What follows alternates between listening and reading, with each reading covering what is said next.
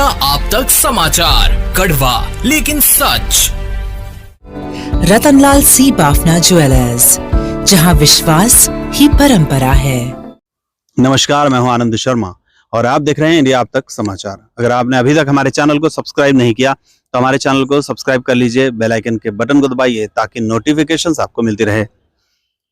अभी आपको आगे चलकर खोटे नगर के पास जो एक छोटा सा ब्रेकर है, वहां पर एक बलकर क्या होता है, जिसमें ऐश यानी राख जो है वो ढोई जाती है।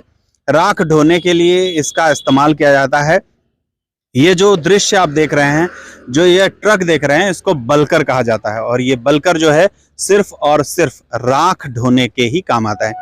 राख किस काम आती है? राख काम आती है सीमेंट बनाने की। राख काम आती है सीमेंट के जो हल्के ईंट बनते हैं उसकी। तो अब आप इस चीज को समझिए कि ये बलकर जो है ये यहाँ पर इस तरीके से क्यों रुका हुआ है। आप देख पा रहे होंगे इसका पीछे का जो चक्का है वो लगभग टूट चुका है, बाहर निकल चुका है। यहाँ इसको कहते हैं एक्सल, और ये एक्सल जो है ये टूट गया। अब अगर एक्सल टूटा है तो ऐसे ही किसी गाड़ी का एक्सल नहीं टूटता है। एक्सल टूटने की वजह होती है बढ़ा हुआ वजन। अगर इस गाड़ी का वजन जो है वो जरूरत से, मतलब इसकी जो एक्सल की क्षमता है उससे ज्यादा हो जाता है तो फिर इस गाड़ी का एक्सल टूट जाएगा। अब इसका मतलब तो साफ साफ यही लगाया जा सकता है कि इस गाड़ी का वजन जो है वो काफी ज्यादा था। वजन कैसे ज्यादा था? क्योंकि इस गाड़ी में जो राख ले जाई जाती है, जो ऐश ले जाई जाती है, वो इसकी क्षमता से लगभग दोगुनी होती है। कैसे? सूत्रों से मिली जो जानकारी है, हमने जो निकाला है, उस जानकारी के अनुसार इस बलकर की क्षमता जो है वजन ढोने की वो लगभग 30 टन की ही होती है। और इस बलकर में 50 टन से ज्यादा की राख जो है वो ढोई जा सकती है, इतनी क्षमता इसकी। अब सोचने वाली बात तो ये है कि क्या इस बलकर का ये जो ढांचा है, क्या इस ढांचे को अनुमति मिली हुई है बनाने की? और अगर अनुमति मिली हुई बनाने की तो आरटीओ विभाग में इस ट्रक की जांच किसने किया? कोई अधिकारी है जो इस बलकर के अंदर कैन में उतरकर देखा होगा कि कितनी राख आ सकती है, कितना इसका डायमीटर क्या है? नहीं, ऐसा कुछ भी नहीं होगा। ये साफ साफ हम कह सकते हैं जैसा सरकारी अधिकारियों का बर्ताव हुआ करता है। अभी ये जो बलकर है ये राख ढोने के लिए यहाँ दीपनगर में जो राख निकलती है उस राख को लेकर नासिक और उन जगहों पर जाता है जहां पर राख से सीमेंट बनाई जाती है या फिर राख से ईंट वगैरह जो बनती है वहां पर लेके जाते हैं। बताया जाता है कि दीपनगर से रोजाना लगभग 1000 इस तरह के बलकर्स निकलते हैं। और 1000 बलकर्स इस तरीके से अगर निकलते हैं तो कितनी सारी राख वहां से निकलती होगी। इतने सारे बलकर्स में बहुत ज्यादा राख वहां से निकलती होगी।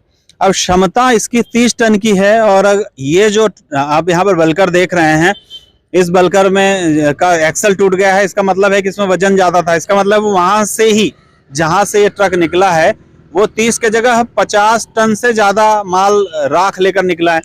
अब ये जो अधिकारी होंगे दीपनगर में, क्या दीपनगर के अधिकारियों ने इसको ओवरलोड करके सड़क पर भेज दिया? और अगर ओवरलोड करके सड़क पर भेजा तो आरटीओ विभाग की जिम्मेदारी बनती है इसको चेक करना, इसमें कितना वजन है, नहीं है।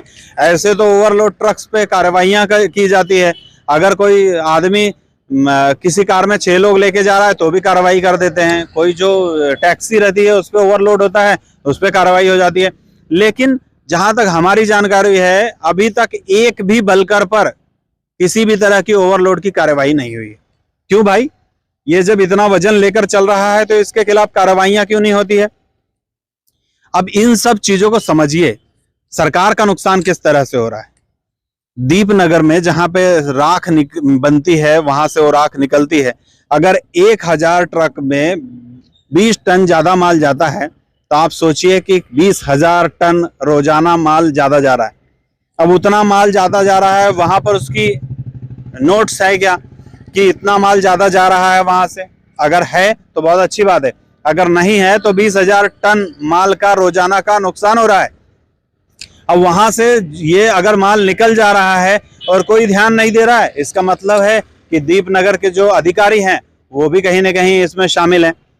ये जो मुर्गा है ये कटेगा तो सब में बटेगा, ऐसी बात कहना कोई गलत नहीं होगा, क्योंकि इतनी बड़ी मात्रा में यहाँ जो घोटाला हो रहा है, झोल हो रहा है, राख को नोटिंग पे अगर देखा जाए तो कितने राख वहां से निकलती है, इसकी नोटिंग मिलाई जाए और सड़क पर चलते हुए इन वाहनों को पकड़ा जाए तो पता चलेगा कि वाहन में लगभग दुगना माल भरा जा रहा है, लेकिन वहां पर बताया कम जा रहा है और बीच में जो गोलमाल है वो कर दिया जा रहा है। अब इस आरटीओ विभाग अगर इसकी जांच पड़ताल करे तो जो भी बल्कर्स हैं उनका जो पासिंग हुई होगी वो उनके वजन क्षमता के अनुसार पासिंग हुई होगी, यानी 30 टन की। अब अगर वो 20 टन एक्स्ट्रा माल लेकर चल रहे हैं, इसका मतलब है कि 20 टन माल का रोड टैक्स वो नहीं दे रहे हैं, और रोड टैक्स नहीं दे रहे हैं इसका मतलब सरकार का नुकसान कर रहे हैं, और सरकार का नुकसान कर रहे हैं तो ये काम तो आरटीओ विभाग का है कि वो सरकारी नुकसान होने से बचाए और जो कुछ भी यहाँ पर चल रहा है उसको ध्यान दे। हर तरह से किसी भी ओवरलोड वाहन को पकड़ना ये आरटीओ की जिम्मेदारी है। आरटीओ विभाग अपनी कितनी कार्रवाइयां करता है ये तो साफ साफ दिख रहा है। ये यहाँ पर जो है वो एक्सल टूट गया तो पता चल रहा है कि इसमें वजन बहुत ज्यादा था इसलिए एक्सल टूट गया होगा, लेकिन इस तरह से एक भी गाड़ी को क्या आरटीओ विभाग रोक कर देखता है? क्या आरटीओ विभाग को ये कहा हुआ है कि इस तरह की गाड़ियां नहीं रोकनी चाहिए? जो ठेकेदार है, बताया जाता है कि बहुत बड़े राजनेता हैं जिन्होंने दीपनगर में इस ऐश का राख उठाने का ठेका ले रखा है, तो क्या उन राजनेता के द्वारा आरटीओ विभाग को ये कहा गया है कि तुम हमारी गाड़ियां मत चेक करो? मैं निवेदन करूंगा आरटीओ विभाग से, मैं निवेदन करूंगा पुलिस से कि दीपनगर के बाहर खड़ा हो और दीपनगर के बाहर खड़े होकर जितने भी वहां से गाड़ियां निकलती है, जितने भी इस तरीके के बल्कर्स निकलते हैं, इन बल्कर्स को वहां पर रोका जाए, वहां उसको कांटे पे ले जाया जाए और चेकिंग की जाए। ऐसा लगातार होना चाहिए। एक आदमी अगर सरकार का एक आदमी वहां पर खड़ा हो जाता है, सरकार के पैसे बचते हैं, सरकार को फायदा होता है, तो ऐसा करने में कोई हर्ज नहीं है। महीना 2 महीना अगर आप इस तरीके से करेंगे तो बहुत कुछ सामने निकल आ सकता है। अगर नहीं तो अचानक से हमारे साथ चलिए और वहां पर चेकिंग करिए कि जो गाड़ियां वहां से निकल रही है आखिरकार उनका वजन कितना है। ओवरलोड है तो उस ओवरलोड का उसको दंड मिलना चाहिए। अगर दीपनगर में वहां पर ओवरलोड गाड़ी कैसे निकलने दी जा रही है ये उन अधिकारियों से पूछना चाहिए। तो हम तो ये कहेंगे कि जल्द से जल्द इस तरह की कार्रवाइयां यहाँ पर होनी चाहिए ताकि सरकार का फायदा हो, देश का फायदा हो और सबका फायदा हो।